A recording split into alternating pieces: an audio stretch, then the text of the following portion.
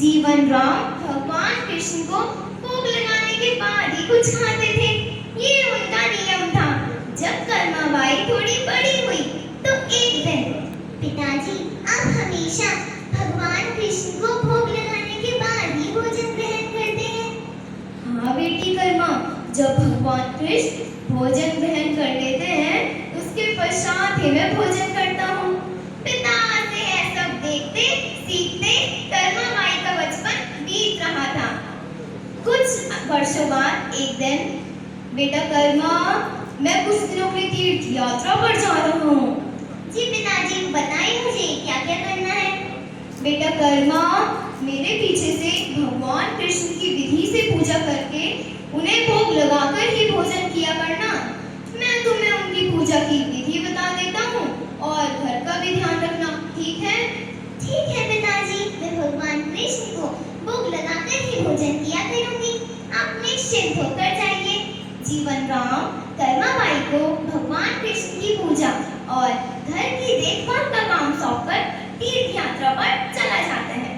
अगले दिन, भगवान कृष्ण को भोग लगाना है, जल्दी से खिचड़ी बना लेती हूँ।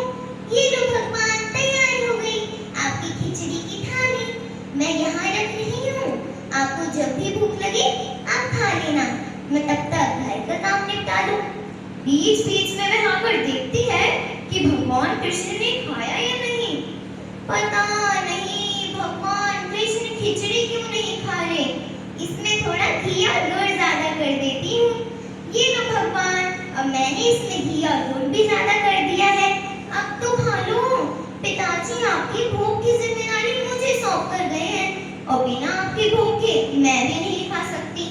कर्माबाई भगवान कृष्ण से नाराज होकर भूखी प्यासी उनके पास बैठी रही। दोपहर से शाम बीत गई। भगवान कृष्ण ने देखा कर्माबाई जिद पर अड़ी है। मूर्ति में से आवाज आई, कर्माबाई कर्माबाई, तुमने तो पर्दा किया ही नहीं, पर्दा करो तभी मैं भोजन करूंगा। अरे हाँ प्रभु, रुकिए, मैं अभी अपनी चुनरी का पर्दा करती हूँ। आप आराम से खिचड़ी खाओ। मुझे पहले बता देते, इतनी सी बात के लिए खुद भी भूखे रहे, मुझे भी भूखा रखा। देखते ही देखते पूरी थाली खाली हो गई। फिर कर्माबाई ने भी भोजन किया। अब तो वह रोज नित्य नियम से भोजन बनाती और भोग लगाती थी। अब एक दिन कर्मा के पिता वापस आते हैं और कुछ समय बाद उनकी मृत्यु हो जाती है। पिता के जाने के बाद कर्माबाई का मन नहीं लगा। वह भगवान श्री कृष्ण की मूर्ति लेकर तीर्थ पर निकल पड़ी। अंत में उसने जगन्नाथ में रहने का फैसला लिया। अब वहां भी वह रोज रोज भोग लगाती थी। अब वह बूढ़ी हो गई थी। एक दिन सुबह, माँ, ओ माँ, क्या आपकी कुटिया में मेरे लिए कुछ खाने को है? हाँ आओ बालक, मैंने भगवान कृष्ण के लिए खिचड़ी बनाई है, तुम भी खाओ। अरे माँ, ये तो बड़ी स्वादिष्ट है, क्या मैं अब से रोज इसे खाने आ सकता हूँ? हाँ बेटा, तू रोज मेरे पास खिचड़ी खाने आ सकता है। कर्माबाई की कुटिया में उस बालक के रूप में स्वयं भगवान जगन्नाथ खिचड़ी खाने गए थे। अब वह बालक रोज खिचड़ी खाने आया करता। एक दिन एक साधु आया। कर्माबाई, भगवान को बिना स्नान के भोग नहीं लगाते, यह अच्छी बात नहीं है। ठीक है बाबा, अब मैं स्नान कर कर ही प्रभु को भोग लगाया करूंगी।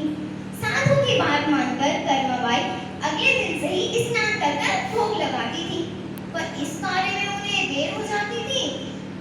बालक अपने समय पर ही आकर बैठ जाता था। माँ, भूख लगी है, जल्दी से खिचड़ी दो ना। अब बालक भी भगवान जल्दी जल्दी खिचड़ी खाकर बिना हाथ मुंह साफ करे जल्दी जल्दी चला जाता था। अचानक पुजारी ने मूर्ति को देखा। अरे भगवान के मुख पर खिचड़ी कैसे लगी है? मंदिर में तो काफी दिनों से खिचड़ी का भोग नहीं लगा, तो फिर ये कैसे?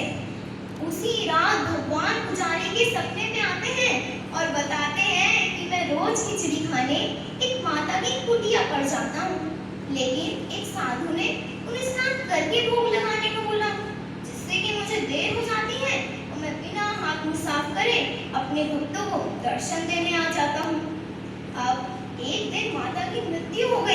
भगवान रोने लगे। पुजारी परेशान हो